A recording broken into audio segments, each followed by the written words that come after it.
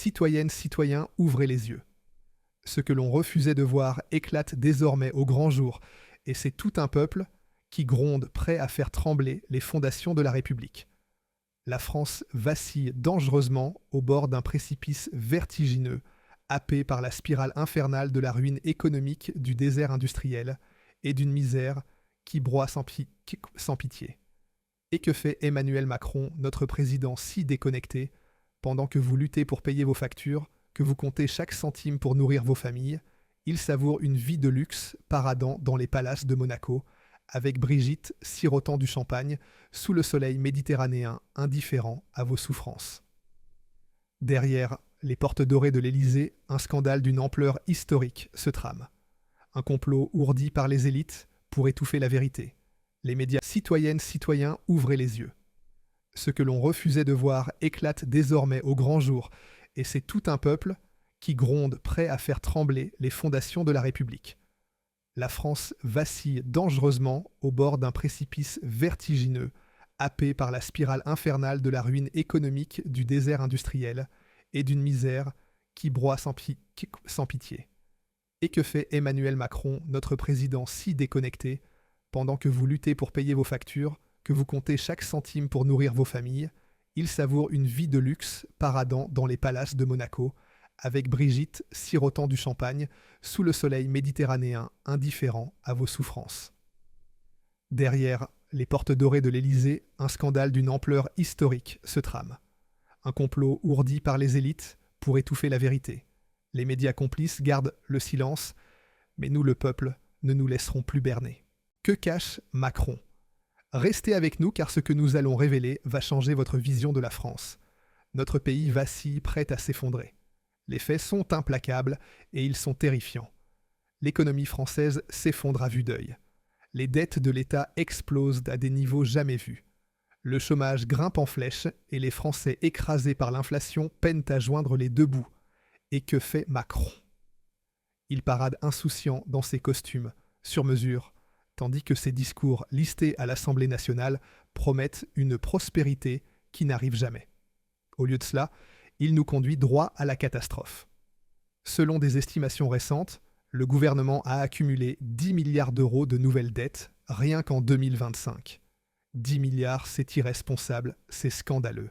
C'est un véritable crime contre les générations futures. Pendant que vous retournez chaque euro pour survivre, Macron et ses alliés s'enfoncent dans un délire de dépenses, dilapidant votre argent comme s'il tombait du ciel.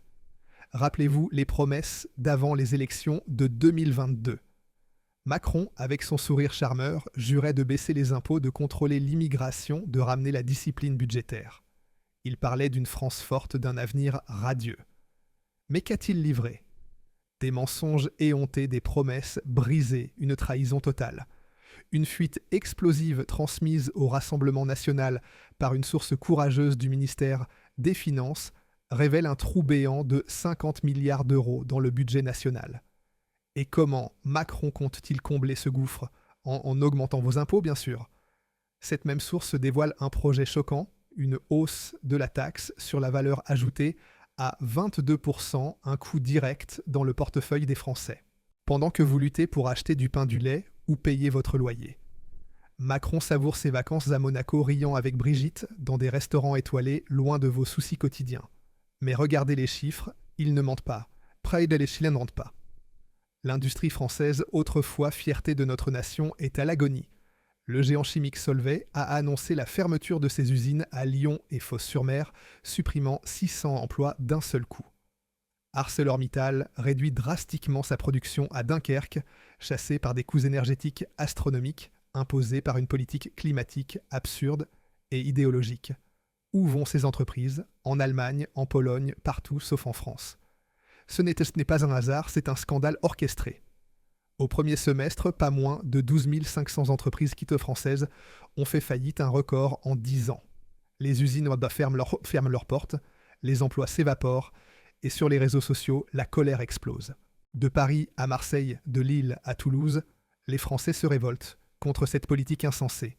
Des manifestations éclatent, les mots dièse, Macron démission et France en colère envahissent X et partout la résistance s'organise. Le Rassemblement national, porté par Marine Le Pen et Jordan Bardella est le seul parti à oser dire la vérité, à regarder la réalité en face. Les prix de l'électricité restent à des niveaux prohibitifs, les impôts battent des records historiques, et notre industrie, jadis fleuron de l'économie, fuit à l'étranger. Les petites et moyennes entreprises, le cœur battant de notre économie, sont étranglées par des taxes carbone délirantes, une bureaucratie étouffante et des coûts énergétiques insoutenables.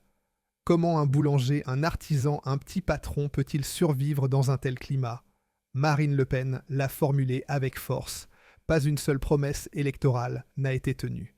Baisse des impôts, mensonge. Contrôle de l'immigration, fiasco. Réforme des aides sociales, oubliée. C'est une gifle cinglante pour chaque Français qui a cru en un avenir meilleur, en une France souveraine et prospère. Mais l'horreur ne s'arrête pas là. Une source anonyme au sein du gouvernement risquant tout pour révéler la vérité a dévoilé un plan terrifiant. Macron envisage de suspendre définitivement les règles de discipline budgétaire pour financer des projets internationaux coûteux. 900 milliards d'euros de dettes cumulées, un véritable arrêt de mort pour notre avenir. Pendant que vous, citoyens, souffrez sous une inflation galopante et une perte de pouvoir d'achat dramatique, Macron projette de verser des milliards à l'Ukraine, à des projets militaires hasardeux ou à des initiatives européennes inutiles.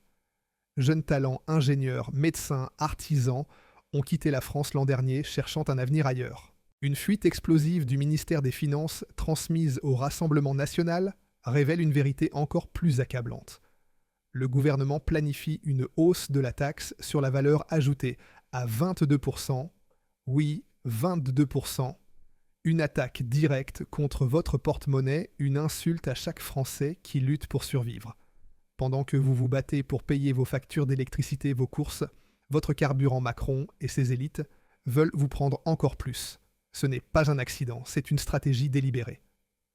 Chez les partis traditionnels, La République en marche, les socialistes, les écologistes veulent vous plonger dans la misère pour financer leurs chimères idéologiques. Selon un rapport confidentiel, 100 milliards d'euros supplémentaires seraient destinés d'ici la fin de 2025 à des projets européens inutiles et à des fantasmes climatiques qui enrichissent les multinationales, pendant que nos écoles s'effondrent, nos routes se dégradent et nos retraités vivent dans la précarité. Jusqu'à quand accepterons-nous cette folie? L'Europe entière vacille sous le poids des mêmes erreurs. En Allemagne, des manifestations éclatent contre les hausses de taxes. En Italie, des familles sont expulsées de leur logement, incapables de payer leurs factures d'électricité. En France, l'été 2025 a vu des émeutes dans les banlieues parisiennes où des tensions migratoires ont transformé des quartiers entiers en zones de chaos. C'est la réalité de l'Union européenne, un continent au bord de l'effondrement miné par une immigration incontrôlée et une gestion économique désastreuse. Mais attendez, l'histoire devient encore plus grave. Macron a scandalisé la France avec une déclaration insensée lors d'un discours récent. Parlant du conflit au Proche-Orient, il a osé dire « C'est le sale boulot qu'Israël fait pour nous tous ». Oui, vous avez bien entendu. Il a applaudi les frappes israéliennes contre l'Iran, suggérant même que la France devrait les soutenir militairement. Ami, que signifie cela? Macron entraîne-t-il notre pays les yeux grands ouverts dans un conflit mondial? Marine Le Pen, horrifiée, a dénoncé cette folie guerrière. Même des voix au sein du Parti socialiste et de la France insoumise se disent choquées. Ce président est hors de contrôle. Le conflit au Proche-Orient, sous le nom de code Opération Lion Rugissant, fait rage depuis des jours. La guerre entre Israël et l'Iran s'intensifie, menaçant d'embraser la région. Et la France, déjà engluée dans le conflit ukrainien avec des milliards dépensés, se retrouve au cœur d'un bourbier géopolitique. Pourquoi nous mêlons-nous de cela? Marine Le Pen pose la question que personne à Paris n'ose formuler. Pourquoi sacrifier les intérêts français pour des aventures géopolitiques qui ne nous concernent pas? Le Rassemblement national, représenté par Le Pen et Jordan Bardella, appelle à la modération, à la diplomatie, à la paix. Qualifier un conflit de « sale boulot » est une insulte à tous ceux qui aspirent à un monde stable. Le Rassemblement national défend la paix, la raison, la souveraineté de la France. Mais Macron, lui, nous entraîne dans des conflits qui menacent notre sécurité. Marine Le Pen alerte sur de nouvelles vagues migratoires, des menaces terroristes, un effondrement économique. Un raid israélien sur Téhéran pourrait mettre le feu au Proche-Orient. Les conséquences seraient désastreuses, une vague migratoire massive submergerait l'Europe des extrémistes, s'infiltrerait, la menace terroriste exploserait dans nos villes, et une crise économique aggravée par des embargos et des pénuries d'énergie achèverait notre pays.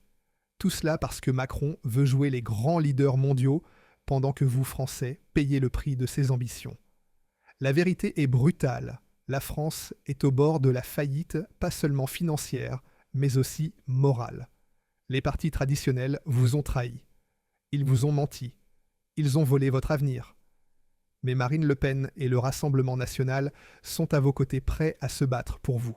Le Rassemblement national propose des solutions concrètes, baisser les impôts pour redonner du pouvoir d'achat, stopper l'idéologie climatique coûteuse qui tue nos entreprises, protéger les petites et moyennes entreprises qui font vivre nos régions, limiter l'immigration pour préserver notre identité et notre sécurité. Nous avons besoin d'une politique qui travaille pour les citoyens, pas contre eux. Une récente enquête révèle des chiffres alarmants. Les Français craignent de perdre leurs économies à cause de l'inflation et des taxes.